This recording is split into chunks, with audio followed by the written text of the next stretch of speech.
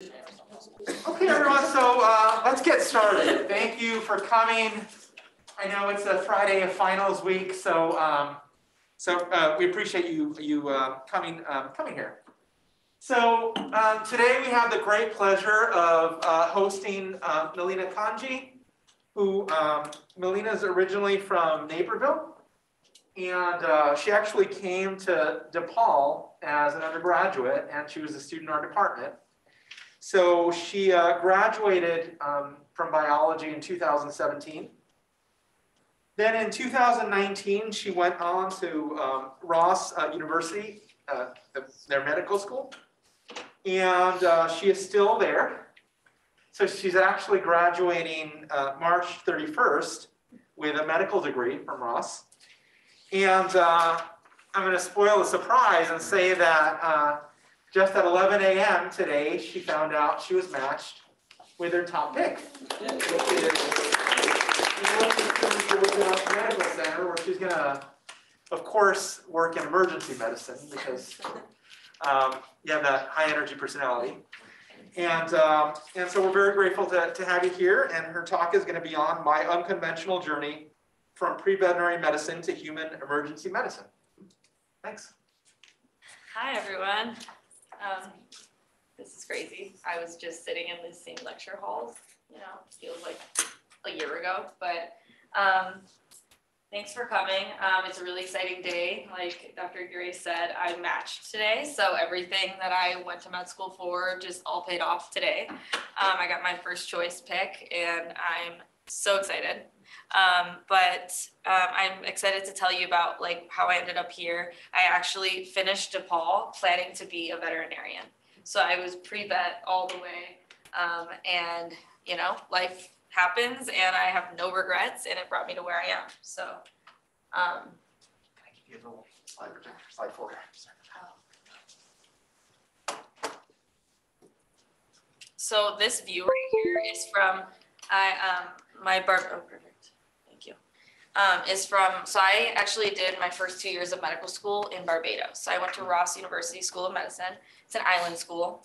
And I know you've all heard of them, heard of the island schools and everything that comes with. I'm very aware as well. But I took the leap and went, and I'll go through kind of what made me decide that. But this picture is really significant to me because I took it from my first clinical experience ever in human medicine.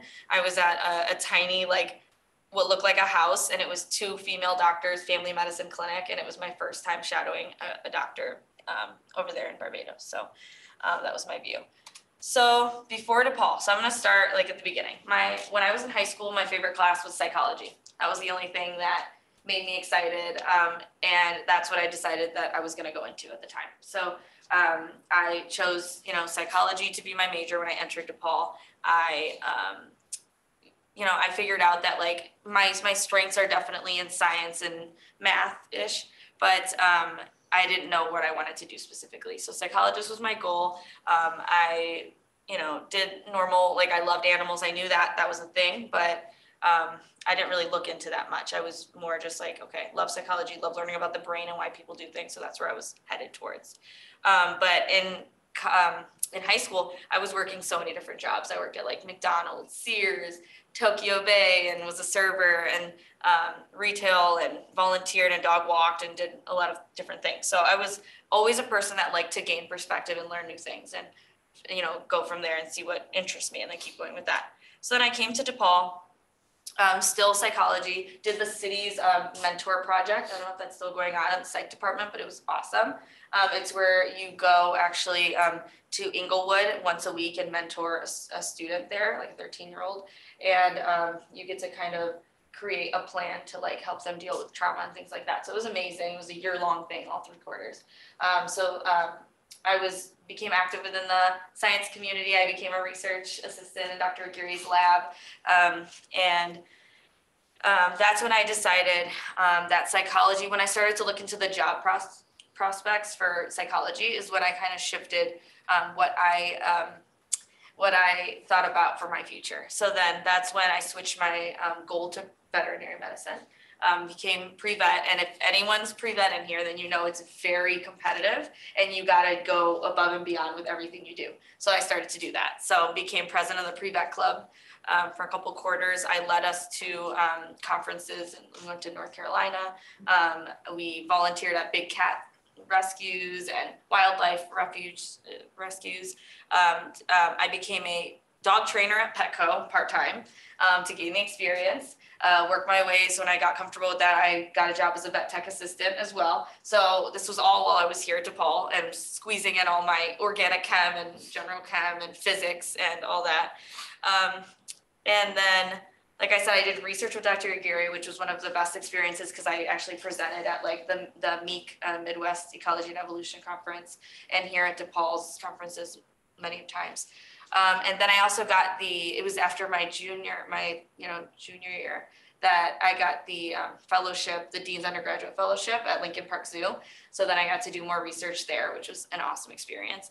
So everything I was doing was geared towards pre-veterinary medicine, right? And it's crazy when you make this decision, like you can't stop, right? You're forced to keep taking those steps in that direction, right? So kept, doing the things. And then it was, these are some pictures. This is a conference we went to in the middle. It was a wildlife refuge when I was volunteering. We did a suture clinic. This was actually one of the veterinarians I worked with. So brought him in and we did a suture clinic. And then this was at one of the conferences too. So just like, getting my feet wet and getting involved. It was really exciting. That was Meek. That was a picture for Meek at the corner up there. And then this is my Lincoln Park Zoo research I did. And that was one of my favorite dogs I trained. So Ollie's cute. And then that's my poster that I worked on with Dr. Aguirre. I won't go into the details. If you want to know more, you can ask later. But I presented this and I'm really, really, really proud of what I did here, creating, the guides for vertebral anomalies in this fish species. So it was an awesome experience. I highly recommend presenting research. It just gives you an experience. It allows you to talk scientific language with other people who are in the same boat as you. And it was seriously one of the greatest experiences I had from my time at DePaul. So after DePaul, so I graduated, still set on veterinary medicine, but I knew that it was very competitive. So my goal was like, I'm going to take off a little bit of time. My goal was like 6 months to a year to travel outside the country. I had never done it before. So I took a trip with my dad planned a trip for me right after I graduated. So I went to Paris, London, Turkey, Dubai, and Pakistan. And I'm half Pakistani. Okay, so it was my first time ever going to Pakistan. And it was the thing that changed my whole trajectory of my life. So I went and, culture shock, it's of course a thing, right? I had gone to Mexico, I had gone to some other places, but never what I experienced in Pakistan. And for me, like at the time, animals was it for me, right? I wanted to give the voice for the voiceless, that was animals. And so when I went to Pakistan and I saw animals and humans together side by side, no shoes, digging through, trash or things like that. And like, I saw the way that animals and humans alike live. I just kind of had to reevaluate what are my goals and how was I going to get there? And was I really going to get there by going to veterinary school for me, right? I come from, and I want to give you this background just for that same reason. Both of my parents were immigrants. I'm an only child. And so there was a lot of pressure, and veterinary medicine doesn't look the same as human medicine to people who didn't grow up in America. But not only that, it's not, they didn't understand that it's just as hard to get through that and it's just as long of time and things like that. But when I saw the way animals and humans lived, I had to reevaluate what my whole goal was. And I had to think like, I wanted to make the biggest impact I could on this world. And I felt like for me, veterinary medicine wasn't going to get me there. So I want to bring it to this topic that I learned about at one of the veterinary conferences, the idea of One Health, of that animals, humans, and the environment are all connected, and you cannot help one without helping the other. So that led my decision in stopping that journey and turning over to human medicine. And I knew that, humans run the world. So we can help animals by helping the humans, and then the environment alike. So that's when I made the decision to switch over to human medicine. After that trip around the world, I spent a month in Mexico. So I'm half Mexican as well. And so I have family over there, and I have an aunt who's an OBGYN and fertility endocrinologist in Mexico. So I went and I shadowed her just to kind of get my feet wet in human medicine a little bit. And it was awesome. It was for me. I got to use my communication skills and my caring skills, my caretaker skills all at the same time. And I realized that it was really for me. So with my prerequisites I had from DePaul, I was good to go for medical school as well. That's when I made the change. So then I needed to get a job so that I could get some exposure into human medicine. So I got a job at Bio's fertility clinic. There's 2 locations here in Chicago, and I was just patient care coordinator, so I was just kind of running, just basically observing, and I got to work directly with doctors and lab technicians and, learned a lot there. So during this time, I was studying for my MCAT. I was networking and trying to talk to people and understand more about human medicine. I don't have anybody else in my family that went to medical school in America. So I had to start learning, right? So spent that time doing that. And then that's when I decided that if I wanted to go to a US medical school, I was gonna have to wait over a year to apply because of the timing. I was probably not gonna get in my first time or get waitlisted just because I was so geared towards veterinary medicine that I had no extracurriculars in human medicine. And so then I had to really weigh out my options. And I'm the kind of person that when I make a decision, I want to go do that. I know I'm going to do it. So I was like, I know I understand the disadvantages of an island school, but I was like, as long as I know I'm dedicated to do this step, I can make it through it. And living in Barbados doesn't sound so bad either. So I was like, okay, and I can get started right away.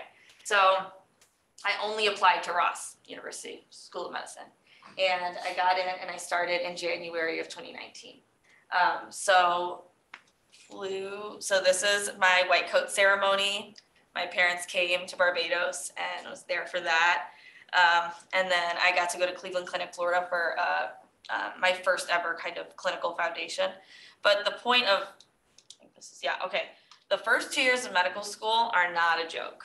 That is the part where it tests you in every type of way. And I went to an island school, which is a for-profit type of situation. So they will accept more people with the knowing that a lot of people won't make it through. So that's just something you have to know going in, right? So it was very, very, very hard to be on an island with no car and in a house with a bunch of people you don't really know and no family around.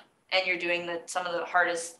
I really did learn to study during medical school. I don't think I really truly studied before that. And then I got to medical school and realized what it took. And I learned so much about myself, and it really it made me so strong, I feel like now. Back then, a lot of tears, a lot of caffeine, a lot of phone calls home, and a lot of thoughts of stopping and quitting. But again, I'm gonna give you some of my tips at the end, but focus on what's important to you. Remind yourself repeatedly. Every time you're down, remind yourself what is going to fulfill you in life.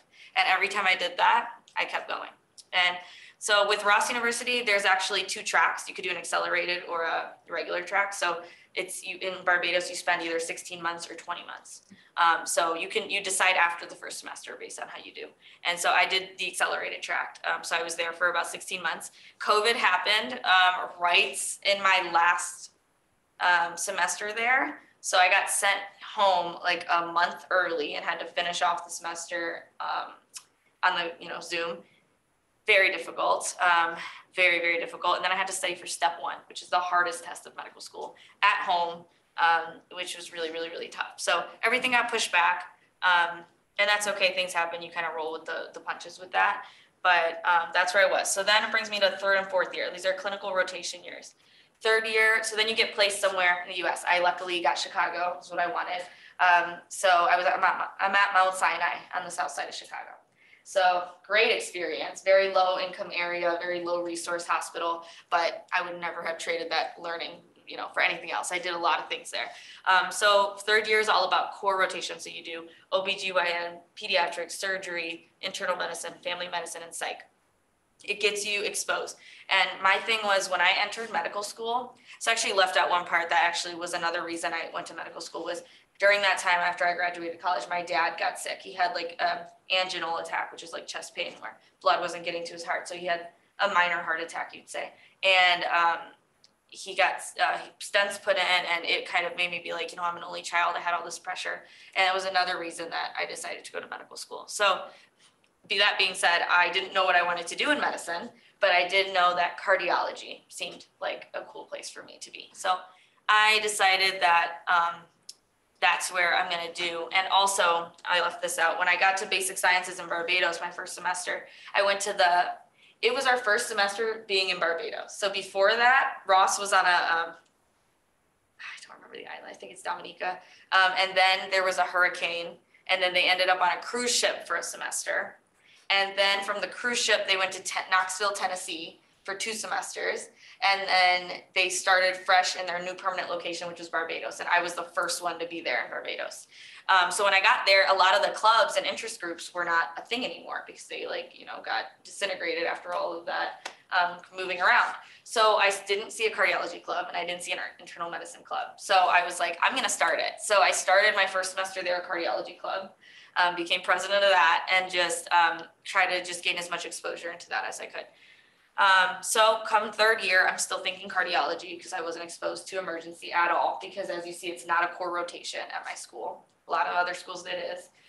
So I had no exposure. I had no clue about emergency medicine at all. So it was during my surgery core rotation where you get to spend 2 weeks in trauma surgery. And I was in trauma surgery at Mount Sinai, which is a level 1 trauma center. And I was working 12-hour shifts for 6 days straight, and I loved it. I was like, these shifts feel shorter. It's a good time. It's fast moving. I get to see everything. I loved all my cores. That's the thing. I finished OB, and I was like, maybe I'm going to do OB. Finished pediatrics. I did not want to do pediatrics. But all the other ones, I was like, I want to do that. So that's another thing about emergency. You get to see it all. Like, I have to deliver 10 babies during my residency. Like, that's one of my requirements. Like, I have to do a little bit of everything. So I was in emergency. I was in trauma surgery, and I was working directly with an emergency resident, and I'll never forget her because she changed my whole direction. But she was like, "Are you doing emergency medicine?" And I was like, "No, I don't think so. I think I'm doing internal medicine and cardiology, hopefully." And she's like, "Okay, have you thought about it?" And I'm like, "No, I have no idea what it is. What's it about?" Like, I thought they just overworked them, like I didn't know much about it. She's like, "We need to talk about it. Like, you seem so great for this environment." So she sat down with me that day during her shift and like explained it all to me and how it works. And I was like, this sounds like for me, 100% finally. Like, I had never thought anything was for me. I was just like, I'm going to do internal med, and figure it out. And after talking to her, I was like, I'm going to be open to this. Signed up for my first elective as emergency medicine. And again, island school, we have a little bit less opportunities and things. I had to find a non-affiliate emergency medicine elective to do. So that brings me to emergency. And my first one was in California, my first one was in Michigan, which is up at the right corner. That's the hospital I was at. My first ever emergency medicine elective. I got to bring my dog, and we had a great time over there. It was 1 month, and it was what solidified my goal. And I was like, not doing anything else, only emergency, or I will not do anything. Like, it's my favorite. I love it. It's for me. Finally, I found my calling. And then my second one was in California. So I went to, middle of the desert for a month and made some new friends, and it was a great time. And then this was in Mount Sinai. I didn't have great pictures from there. So one of the worst fractures I've ever seen at one of the traumas at Mount Sinai. But I figured out that it's for me. And once you find your calling, it's like really it's a great feeling, because a lot of people go through medical school never finding that, and then, so I was really blessed to find that, like, this is what I want. And there's a lot of reasons for that. And if someone's interested in emergency, like, please reach out to me. I love giving that guidance because I had no idea. Then I found it. And so it's exciting. It's fast paced. You get exposure to everything. It's actually great work-life balance, opposed to what you may think about it, but it's shift work. So when you're off your shift, no one calls you. It's the only doctor that happens, really, because the rest of them, you're on call, and so very, very excited about that. So then my 4th year is where I am now. I'm done this month. This was the most exciting year of all. I finished my step 2, finished my step 1, finished my clinical skills exam. Everything's done. It's interview time. It's exposure to crazy fields that I'll never get to see anymore. So that's why I included that one where I'm dressed like a pathologist here, and that lung is it's a lobectomy of adenocarcinoma is on that lung. So one of the coolest things, I got to touch adenocarcinoma. and got to take headshots, get my applications ready, did virtual interviews. That's my interview station over there. It was this has been the most exciting year. It's all finally paying off. And, today was really the cherry on top for me, matching into my first choice program. But that was that journey. And now I want to get into one thing I will say is when you're in your position where you're at right now, it's really, really stressful to have to pick a path early on, and you feel like you have to stick to this and you can't change it. And if I change it, then I'm gonna be behind, but everybody's already there. And I can't stress it enough. Your journey is only gonna help you no matter what it takes to get there. It's only gonna help you be a better, whatever you end up being. So do I regret ever doing any of my pre-med things? Of course not. I'm more passionate towards people, and I'm gonna succeed in my field because of that. When I have somebody coming in, I'm noticing it's hard for some people to be compassionate, and it comes naturally to me because I care for the animals, the people who don't have any voice at all. And people are complaining that, patients aren't telling them this, and it's well, animals can't talk at all. So imagine that. I realized that I was always comparing myself. I ended up staying an extra, I think it was 1 semester here at DePaul. It took me 1 more semester, but I was squeezing in all these, all the classes at one time. It was really a lot of pressure on myself. I didn't need to do that. I could have pushed it a little bit, but I was always comparing, everyone's going to be done now and I'm going to stay, and I should have done this or I shouldn't have done that. And I just say every step, as long as you keep, like I said, your values in line, and every choice you're making is because of something you care about and what's going to fulfill you for the future, it's going to be worth it. And I would have, if I could go back in time, during my time here at DePaul, I probably would have explored more options in the field of both veterinary medicine, other, careers like research, things like that. Talk to people, network. I cannot stress how important networking is. If I could go back in time, I would network more with my colleagues here at DePaul. I didn't do that enough, and I did it somewhat, but I didn't do it enough. And it's really, really key to meet people and like-minded people and share perspectives, because when you hear somebody else's story, you will take something else from it, and they'll take something from yours, and that's going to help you move forward. Asking questions to people, if you're wondering, if you're stuck and you're I just know I'm going to do science, but I don't know what I'm going to do, talk to people. Just start. There's days in the life on YouTube, day in the life of an anesthesiologist or an emergency med doc. Those things give you great perspective, because you need to feel like you're going to belong in a place. So for human medicine, for me, was not actually a passion of mine. Veterinary medicine was not human. But do I fit perfectly in this field? I do. I can excel in it because of the things I've gained through my, and really it came to, do I see myself? Do I feel like I can live a life and be fulfilled doing it? And 100% I can. And there's no regret. I'm 100% where I'm supposed to be now. So that's really what's exciting for me. What else did I want to say? Traveling. So like I told you, traveling was what changed my whole life. So gain perspective, see how other people live, see what the world is all about. We are very sheltered here, and being able to be exposed to that can change your mind and change your, if anything, not change your mind, but solidify where you're going and solidify your choices and in your morals and your values. And I will say, be confident in yourself and be kind to yourself, constantly, because I feel like we're so hard on ourselves now as a society. Every day, I was finding myself talking so negatively to myself, and you cannot have great things come out if you're thinking negatively. It won't happen. I'm all about now visualizing. You visualize where you want to be, and you're going to get there. You're going to get there. So I got there when I come from no doctors in my family, no science in my direct family at all. And I'm where I am now. And I got my #1 program coming from an island school in a competitive specialty, emergency medicine. So and I will say, my scores were not super above average. They were, they were pretty good, so I will say that it is possible for anyone as long as you want it enough, and it's going to fit in line with your values. I can't get over that enough. Money can't be the value. It'll happen eventually, hopefully, but it cannot be what drives you, or you will burn out 100%. You have to, everything you do should fulfill those morals. So that's all I think I'm gonna say, but I want, if anyone has questions, ask questions.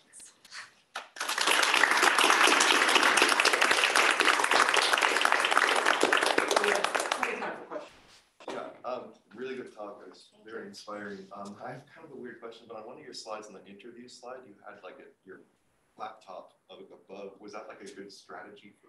Yeah, they want you to have it like at face level with good lighting. So I want it to be next to my window. So, and then I wanted to have something cute in the background, like a painting that I did, but not too much clutter in the background. So it's like really, yeah. So my situation was weird because I also was, during interview season, I was jumping around to electives. So I actually did some interviews in Michigan, and then I did some at my parents' house in Naperville, and then some of them in my apartment here. So it was just kind of all over. But that was my favorite setup because it was kind of like the most awkward looking, but it was great lighting, and it was, you know, so it was awesome. Yeah. Any other questions? Hi, yeah, no, awesome talk. Thank you very much. Would you be able to speak on your time at Cleveland Clinic? I'm originally like 40 minutes south of Cleveland, so I hear about it growing up all the time, and you know it has this reputation as being like one of, if not the best hospitals in the world. Yeah. How was your time working there as opposed to like maybe some of the other hospitals that you've been at? Yeah, so I will say I spent, I want to say 8 weeks there, and they've actually removed that. So for me, it's called IMF, Internal Medicine Foundations, and it was our first clinical experience, supposed to be getting our feet wet in clinical life. And my issue was I was there during like COVID. It was literally like the first time back from COVID. So it wasn't the greatest experience for me, but the hospital is amazing. It's great. I just didn't get to do much there. I was really checking temperatures and giving hand sanitizers and masks at the doors. So it was kind of just our first time at a real hospital in the US, I guess. But I worked with a lot of amazing doctors there. So the physicians I actually, after that, took an EKG online 2-week course with one of my favorite faculty I worked with there. And so they're extremely knowledgeable. One of the, you know, like you said, like one of the best hospitals. I wish I could have done more, but I'm not from Florida, so I didn't want to go back there. But I have a lot of friends who are like from there, and so they went and did a lot of their electives there. It's also a possibility to do your electives. We have an affiliation with them. So it's, there are people who match there. It's an awesome hospital. And the people, I can't get enough, the faculty that work there, some of them are very, very inspiring, and they gave talks to us, and it was awesome. So yeah, great hospital. Hi, good to see you. So since you've gone on a bit of an evolution yourself, right? A bit of a journey in terms of how you view things, how you view success, how you view being kind to yourself. Can you just reflect a little there on how that transition occurred? Yeah. How did you get to a place where now you understand the importance of kind? I can say to a freshman, be kind to yourself, and they're like, "Oh man, be quiet." Yeah, exactly. I gotta go study you know what you're talking about, right? So how do you get that transition? Yeah. I think it's so much easier, like you said than done. Like I still obviously struggle with that majority of the time, I will say. But you have to incorporate things like, for me, yoga and meditation are really big for me. So when I started to understand the importance of taking a step back, because I also get I can be really like fast moving where I don't take a break and I just keep going, and that'll burn you out and get you exhausted. And that comes with the negative self-talk. Like, I didn't do that. I should have done that. I needed to do that, you know? And it's like, instead, celebrate the successes and understand that as long as you did that success, like, to your best, then you accomplished something. So, okay, so I will say, let's see. So for me, it took a lot. I think it was a turning point for me. It was when I was in Barbados, and it was towards the end, but I was burning out. I was sad. I was low. I didn't have my friends and family. I was stuck in this room. It was hard.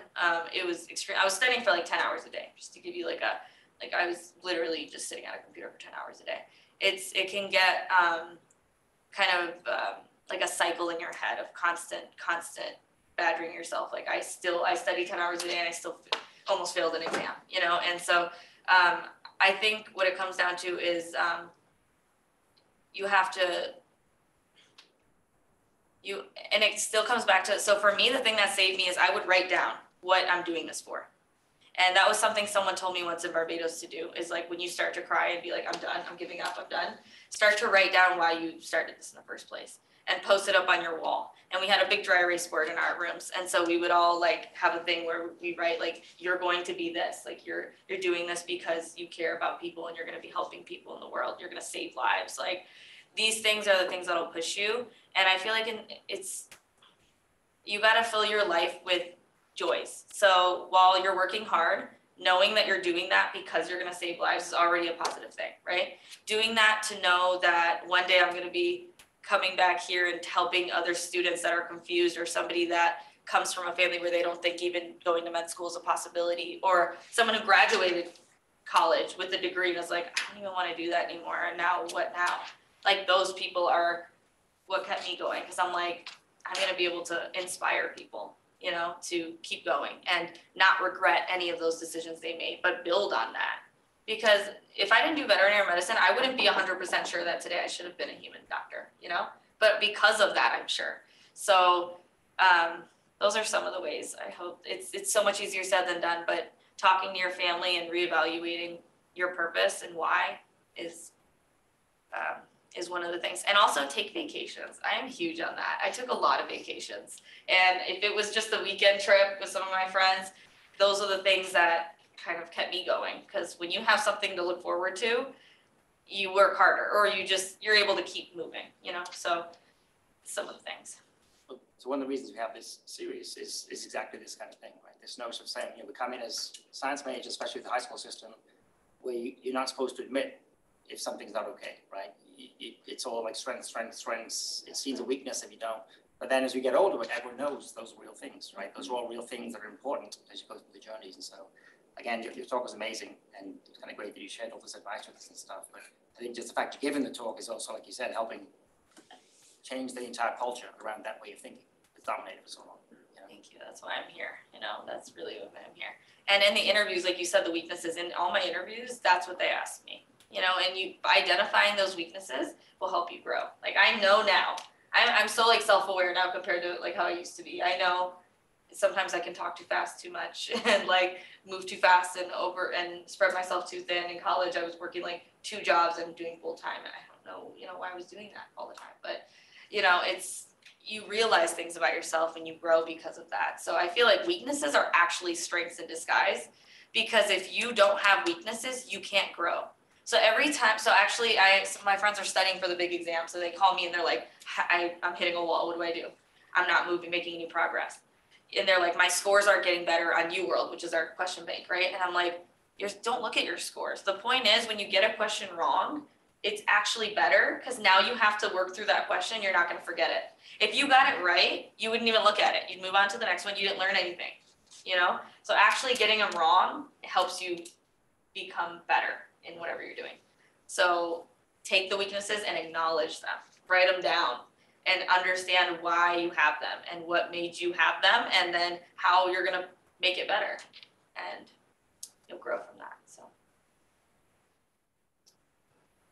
I have a question. So one of the things that really seems to have impacted your life is the travel abroad and seeing, you know, I relate to what you said about being sheltered here.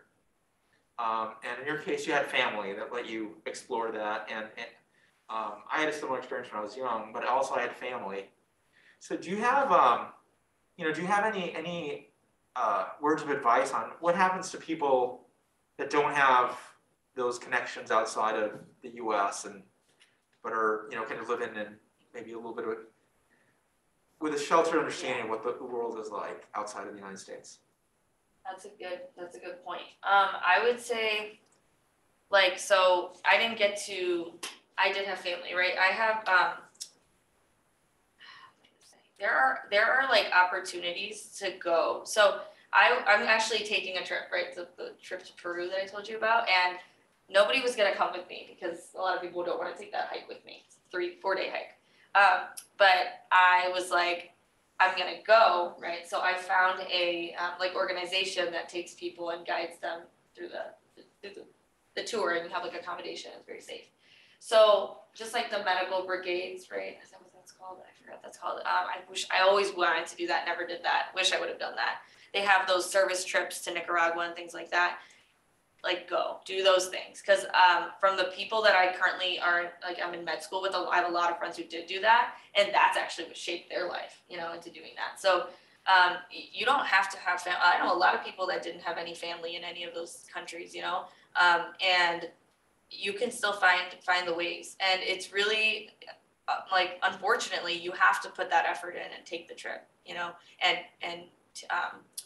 do the research and figure out how to do that. But I don't think there's even a better way to do it. I want to say, like, watching certain things are going to do that. I don't think that you can immerse yourself unless you go. So doing research, I know you had offered people were going to Ecuador with you to work. That's an awesome opportunity. Doing research opens a lot of doors. Do research, even if, you know, that opened doors for me to go present in other cities, which was already one way of getting out of the box. I did that biology trip in South Carolina, which was amazing. Also exposed me, getting stuck in that mud. That was really got stuck in that mud. But taking those trips, like the medical brigades, they're very open, and that will change your life. So you have to put the effort in to be exposed to that, but it's worth it. This was from the March for Science. Remember that? My photography was published in the DePaul magazine from this walk. It was amazing. Just like one more say something else, just to emphasize something else you said. So you said, it's kind of stuck on with me, expect it to be difficult, right? So sometimes you kind of say, well, I'm going to try these things. I'm going to go study abroad. I'm going to go move somewhere. And people's expectations sometimes don't match the reality, and then it kind of gets them down. But it's going to be difficult, right? If you want to grow and you want to learn, expect it to be difficult. If you move countries, it's going to be difficult, right? Thank you. Yes, I made that point, and then I barely talked about that. You're right. Like, I wanted to say that because I had a lot of people that hit that wall and then gave up. And it was so sad, because it's like, what did you expect? I knew that the island school I had friends from DePaul here who would be like, they were like, we need to go talk. I'm really telling you, don't go to an island school. You don't need to do that. You can probably do better, you know? And I was like, but I know my timeline. I know what I want, and I'm going to do it. And I know it's going to be hard. I went to Barbados knowing that it was going to be the toughest thing of my life. So even though I hit bottoms, I still was like, you know, like, of course it's going to be hard. Why would I be in this, you know, field? Like, I'm going to be a physician. I'm going to be able to, you know, say that I'm going to have the opportunity to save a life. Like, it's going to have to be hard. And so, yeah, like you said, like, when you feel bad, and that's a lot of, and we're in an age where we really don't like to feel bad at all. And, you know, it's kind of getting worse as the generations are getting older. But I will say that you gotta expect it. You gotta embrace that pain and hurt, because when you recognize it and you stop trying to push it away, like, I'm sad, I need to, like, fix it right now. Like, it's not gonna be fixed right now. Like, take it in. Why is it hurting you so bad? Why is this F on this exam so painful? Why? And when you write down why it's hurting you, you'll actually get over it. You'll be like, you know what? It's one F. It's fine. We're going to move past this. We're going to work harder next time. I'm going to go and talk and reach out to my friends and ask them for their advice on what they're doing. And that's what helps you grow. Like, again, you cannot grow unless you fail, and failing hurts, and learn from it, you know? So thank you for bringing that back up. Yes. I know you mentioned that you were half Mexican, right? What would you tell, like, women that they're minorities and they don't feel like they have the opportunity to go to veterinary medicine or just med school? Like, what would you do? Like, how would you help them? I'm so glad you asked that, because that's really the reason I'm here, honestly. So, like, I would say, like, you're gonna be the biggest inspiration to your family when you do it. My mom cried today when I matched, and she's just, like, bawling her eyes out. And I would say that you can do whatever you put your mind to, period. It's going to be harder. It's going to be harder. I go to school with people whose parents are doctors, and they had, like, they were walking through. They knew what the next step was. I had no idea what the next step was. I barely knew what an MCAT was and how to take that and where to go from there. Like, that's how little I knew about this process, and I still made it. So what I would say is network first, okay? Make friends of people just like you who are minorities also, who are going through the same process, but make friends with just people in your field. And don't let the facts that you don't have the resources stop you right? Don't, like, you have to like step out of that. You have to expose yourself. If it takes more effort to go get a job in a field, go get the job, right? Go work for free almost, like a little bit, like volunteer, you know what I mean? Like get exposed. And you know, I don't even think it's a disadvantage, to be honest, because if my parents were both doctors, like anesthesiologists, I would be thinking I should do anesthesiology, right? I got to start with a blank slate. I had no idea. I had no idea. And yes, it hurt because I didn't get any exposure to emergency medicine. But honestly, that's only my fault, because at the beginning of that stage, I should have exposed myself to all the fields. Like that's not anyone else's job, right? That's your own job. So it's an advantage, honestly, because you have a blank slate and you get to go out and figure out what you want and make wrong moves and then turn back around and make the next move. So it's going to be harder, but 100%, 110%, you can do it. You're here at DePaul. You're here taking it into your own hands to get your education. You've done that. You're already on the path. So I'll just say that you're gonna look around and you're gonna know that it's harder for you, and that's okay. It's like actually better, because then you get to inspire people along the way. So if you have any other further questions, like you can always feel free to reach out to me too.